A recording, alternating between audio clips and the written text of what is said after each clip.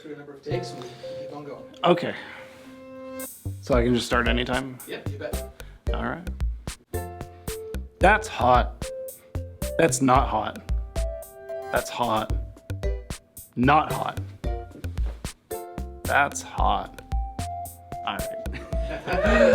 Good. Because we can, All right. we can edit. Was that okay? Like, inviting a variety of your audience to actually look at your work and to say, does that even resonate with them? So not forcing an answer between 5 choices. Absolutely, and to me, that also gets at objectivity in a very different way. The emotional truth is important, but then it's important what you do with it.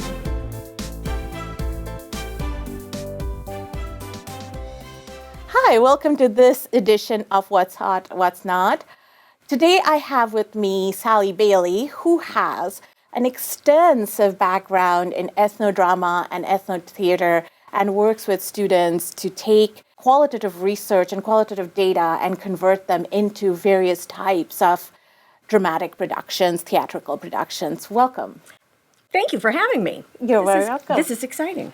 So what I want to ask you is, what is hot in your mind in qualitative research at the moment that gets you really excited? Well, just that theater and performance has become much more important and focused on as valid. that's hot. For a long time, any kind of arts-based research was really looked at as not real and not worthy. And to me, theater-based research particularly gives people back their voices. It's more authentic of people's stories, people's feelings, and their thoughts than something that's been reconstituted into a written narrative even, or some kind of philosophical statement, because it's more raw and it's more real. You mentioned arts-based research, so that's something that a lot of qualitative researchers are either not familiar or vaguely familiar with. So can you talk to our viewers about what might be your understanding of arts-based research? Well, in terms of the theater part of arts-based research, a lot of it is getting the story directly from people who have experienced it and taking their story and making it into a play in some way. It might be a actual verbatim word for word play, or it might be taking the words and staying very close and true to the story and putting it into a dramatic form. That's hot. So giving all the characters that the person talks about their own lines so that you can see that story that happened before happen again. But it's from the perspective of the person who told the story, not from the playwright's artistic version. And I think that's just gives people a much clearer perspective. And then you can really look at what are the ideas behind that culture, that person, that story. It seems to me less filtered through the researcher's eyes because you're going so much with the direct information. You obviously have been doing this for a very long time. So if you can think back to how you have started to where you're now, what are some things that don't excite you as much as it did? And other than the part that you said excites you is the legitimization of drama and theatrical forms of representation. I would say that a lot of the analysis of themes and topics kind of breaks down the feelings of the stories. So that can be very important, I think, because it's a way to then step back and have distance from the story.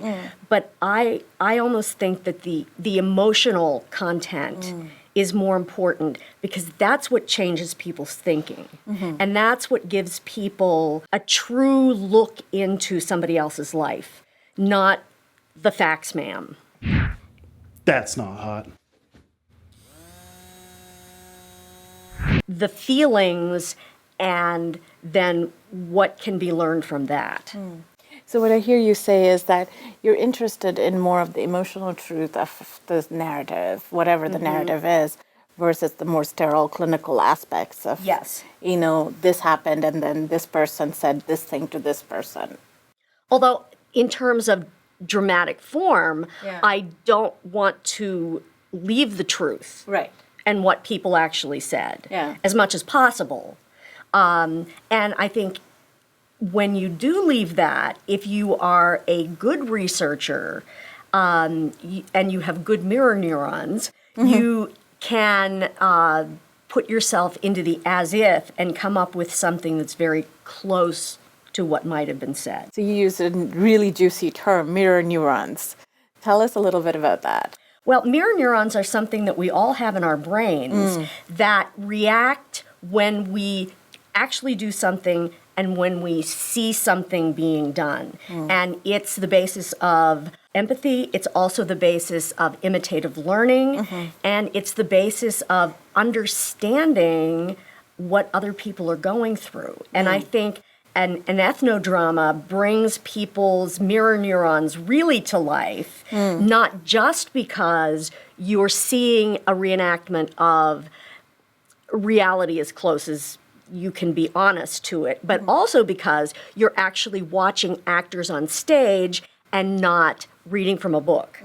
When you read from a book, your mirror neurons are activated, and you go into what is called narrative transportation, which is a idea that I'm very fascinated with right now. But when you see somebody do it, you go even deeper into narrative transportation. Because you're taken even deeper into it, your imagination is going, but your body is responding through your mirror neurons to the actions of the actors on stage. Nice. So narrative transformation is you're getting transported to that person's life then? Yes, Okay. you're imaginatively transported. And narrative transportation originated with narrative scientists looking at what happens when you read, but it's even more when you see theater. The same thing happens because it's engaging your imagination, but it's even stronger, and it's stronger because the basis of narrative transportation, I believe, is mirror neurons. Okay. Because they've noticed that when you're reading a book and you're reading about movement, the movement parts of your brain where your mirror neurons wake up. But when you see it, it's even stronger. It's been found that it's the strongest when you see it live. It's less strong when you see it videotaped, and then it's a little less strong when you read it. Yeah. As students are coming into this space and trying to do ethnodrama for the first time, what might be some cautionary tips that you might want to share with them? I think to be very careful when you're transcribing the first time, going through everything, is to try to transcribe it as close as possible. And I know that that can get very boring because we do not yet have technology that can do it for you, that you have to do it.